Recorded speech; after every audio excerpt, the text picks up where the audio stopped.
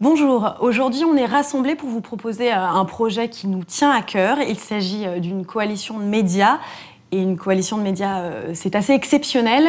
Elle s'appelle Sauver le présent. Elle rassemble 4 médias très différents que sont donc Le Parisien aujourd'hui en France, Ouzbek Erika, Combini News et France Culture. Merci d'ailleurs d'être venus. Avec cette coalition, on va vous parler de sujets importants, de sujets de société, de sujets environnementaux, une fois par mois, et on espère pouvoir les porter très fort et très haut. Pour ce premier numéro, on s'est intéressé à la pollution dans les écoles. C'est un problème majeur, c'est probablement l'un des plus importants scandales sanitaires actuels et depuis 20 années, depuis les 20 dernières années. Il faut savoir, et c'est pas moi qui le dis, c'est l'UNICEF, que 3 enfants sur 4 en France respirent un air trop pollué. Mathieu Brandt, tu travailles donc chez Ouzbek Erika et ce projet à l'origine est le tien. Est-ce que tu peux nous raconter sa genèse? Oui, et donc nous, chez Ouzbek Erika, on a pour habitude de parler d'environnement, que ce soit au quotidien sur ouzbekerika.com ou tous les trimestres dans le mag. Et je me suis posé la question de savoir comment aller plus loin. Comment, face à l'urgence climatique qui est en train de nous tomber dessus, on ressent de plus en plus les effets aujourd'hui, que ce soit en ville et pas que. Comment aller plus loin que ça? Et on a eu effectivement, avec la rédaction de Ouzbek Erika, l'idée de faire cette alliance, donc avec France Culture, avec Le Parisien aujourd'hui en France et avec Combini News, pour allier nos forces, allier notre lectorat pour porter plus haut ces sujets d'environnement qui nous concernent toutes et tous aujourd'hui. Et cette démarche, elle vient aussi appuyer des marches sur le climat qui s'intensifient, des appels des scientifiques qui sont de plus en plus écoutés, heureusement, alors que ça fait 20-30 ans qu'ils galèrent vraiment pour qu'on les écoute, des associations comme l'Affaire du siècle, la pétition qui a réuni plus de 2 millions de signataires, ce sont des associations comme Greenpeace et d'autres qui se sont réunies, et enfin les médias, nous qui sommes porteurs d'informations, comment on pouvait effectivement participer à faire en sorte. Moi, je vois 2 objectifs derrière tout ça. Faire en sorte, de renseigner sur les sujets. Qu'en est-il aujourd'hui? Quelle est la situation? Et dans un second temps, d'apporter des solutions. Il ne s'agit pas uniquement d'être catastrophiste, mais il s'agit aussi d'apporter des solutions. Et j'espère qu'avec cette coalition, on pourra le faire. Chez France Culture, pour en tout cas ce premier numéro, vous avez décidé collectivement d'utiliser la case de l'éducation, qui est la case du dimanche Être et Savoir. Pourquoi ? Parce que le premier sujet, la pollution dans les écoles, c'était naturel que ce soit Louise Touré qui s'en empare. C'est le magazine de l'éducation du dimanche, qui donc exceptionnellement est disponible dès le mercredi sur franceculture.fr. C'était naturel qu'elle s'en empare parce que c'est le magazine de l'éducation au sens large. L'environnement de l'éducation, de la transmission. Donc, la pollution dans les écoles, ça concerne les parents d'élèves, les professeurs et évidemment les enfants. Les enfants, c'est aussi la jeune génération, c'est aussi ceux qui, effectivement, marchent pour le climat, ceux qui signent les pétitions et ceux qui, sans doute aujourd'hui, marquent aussi un certain tournant dans la manière d'aborder la question écologique. Et cette génération, c'est peut-être celle aussi qui saura porter ces solutions en rupture, sans doute, avec la société dans laquelle aujourd'hui on vit encore.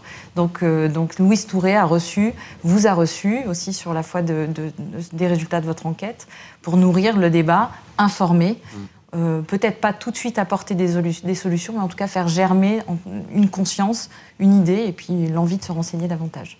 Alors nous, aux Parisiens, on a voulu appuyer cette enquête aussi sur des solutions et sur une belle initiative à la fois de l'association de parents d'élèves, la FCPE, et de l'ONG d'observation et d'amélioration de la qualité de l'air qui s'appelle Respire, qui publie à partir de ce mercredi 11 septembre un kit d'action.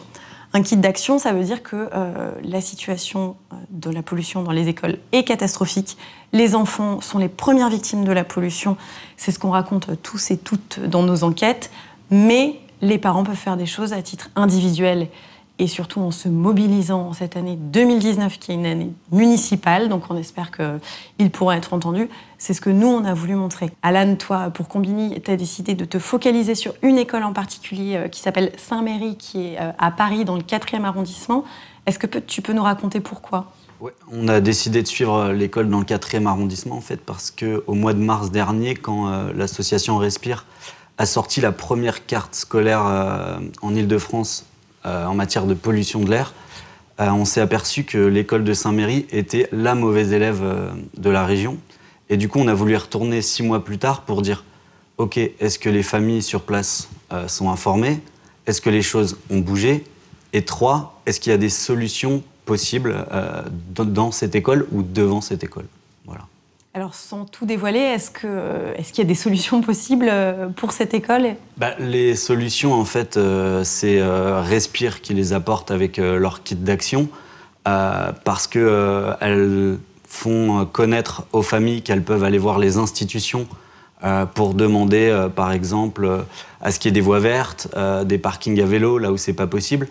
L'école de Saint-Méry, elle est quand même assez particulière parce que juste devant son entrée, il y a une sortie de parking, il y a des travaux depuis 2 ans et il y a la rue du Renard qui est une rue très fréquentée. Donc pour l'instant, en tout cas à Saint-Méry, les choses n'ont pas l'air de bouger. Nous, on y allait avec un capteur. C'est juste à titre indicatif, mais les particules fines, les PM10, étaient largement au-dessus des normes de l'OMS, quoi.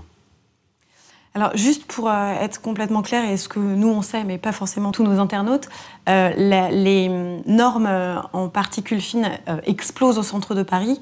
Sur l'Île-de-France, quand on prend tous les établissements, crèches, primaires, collèges, lycées, on a 85% des établissements qui sont en dehors des clous, en dehors des normes de l'OMS, qui sont plus strictes que les normes européennes.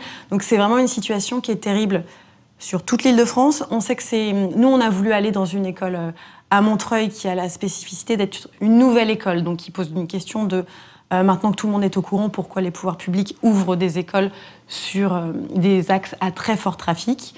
Donc il y a des questions qui ont été soulevées, la mairie nous répond, il y aura peut-être des solutions à apporter dans les prochains mois, mais c'est pas une question qui est proprement francilienne. La même situation existe à Lyon, où notre correspondante a aussi fait un reportage sur une école qui est dans une situation catastrophique à la sortie du tunnel de la Croix-Rousse.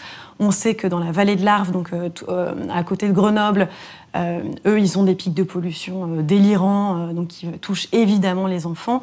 Et juste pareil, pour le dire rapidement à nos internautes qui pourront voir tout ça, qui pourront écouter ça sur nos ondes, voir ça sur nos sites et dans nos pages, c'est pas anodin de parler des enfants parce que les enfants sont les premières cibles en fait de ces polluants et ces polluants ont un impact beaucoup plus important sur leur santé que sur la nôtre.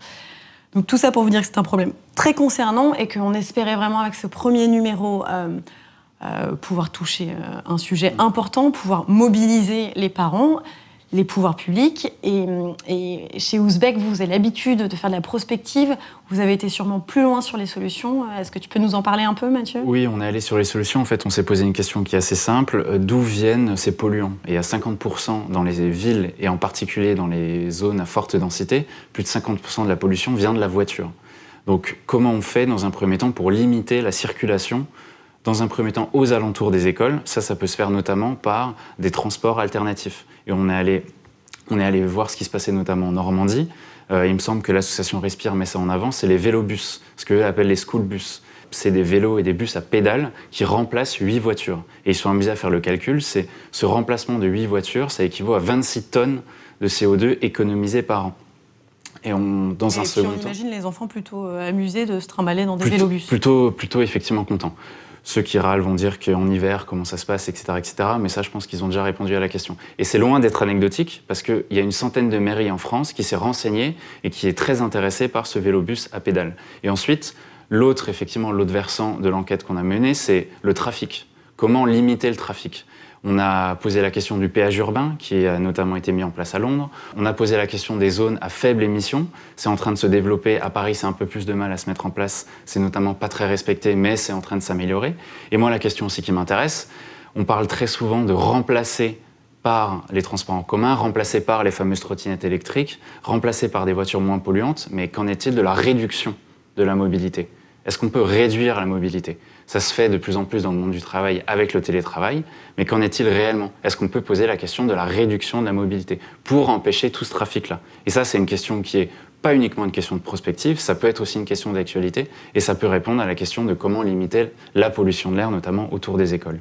Donner des éléments d'information, ça permet aussi d'animer en fait le débat qui a lieu dans la rue, qui a lieu dans les assemblées, et qui doit avoir lieu évidemment dans les conférences de rédaction et qui est nourri par nos différents apports et nos différents sujets.